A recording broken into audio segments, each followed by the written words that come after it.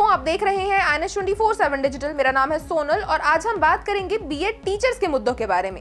छत्तीसगढ़ के 2857 बीएड प्रशिक्षित सहायक शिक्षक जो पिछले कुछ महीनों से अपनी नौकरी की बहाली के लिए संघर्ष कर रहे थे, अब एक बार फिर से अनिश्चितकालीन धरने पर बैठ गए हैं। इन शिक्षकों का कहना है कि चुनाव के बाद उनके मुद्दे पूरी तरह से नजरअंदाज किए गए हैं और अब वे सरकार से जल्द ठोस निर्णय की उम्मीद कर रहे हैं। इस रिपोर्ट में जानिए कि अब तक इस आंदोलन में क्या हुआ है और आगे क्या हो सकता है। ये आंदोलन सिर्फ बर्खास्तगी के खिलाफ नहीं है, बल्कि ये उन हजारों शिक्षकों का संघर्ष है जो अपनी मेहनत और शिक्षा के बल पर अपने परिवार का भरण पोषण कर रहे थे।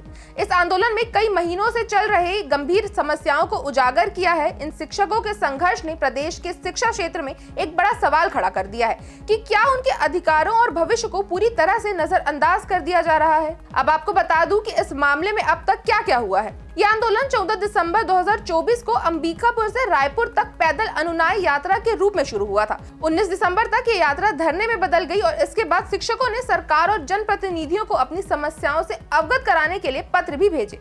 22 दिसंबर को धरने के बाद शिक्षकों ने धरना स्थल पर ब्लड डोनेशन कैंप लगाया। इसके बाद 26 दिसंबर को आंदोलनकारियों ने सामूहिक मुंडन कराकर सरकार का ध्यान आकर्षित करने का प्रयास किया। 28 दिसंबर को शिक्षकों ने मुंडन के बाद यज्ञ और हवन का आयोजन किया और कहा कि अगर उनकी मांगे पूरी नहीं होती तो वे आगे जल समाधि जैसी सामूहिक कार्रवाई की ओर भी बढ़ सकते हैं। इसके बाद 29 दिसंबर को आदिवासी महिला शिक्षिकाओं ने वित्त मंत्री ओपी चौधरी से मुलाकात करने की कोशिश की, लेकिन वे सफल नहीं हो पाए। आगे 30 दिसंबर को पूर्व प्रधानमंत्री अटल बिहारी वाजपेयी की तस्वीर लेकर जल सत्याग्रह किया गया। 1 जनवरी को सभी शिक्षकों ने बीजेपी कार्यालय का घेराव किया, जिसके बाद पुलिस ने उन्हें गिरफ्तार कर लिया।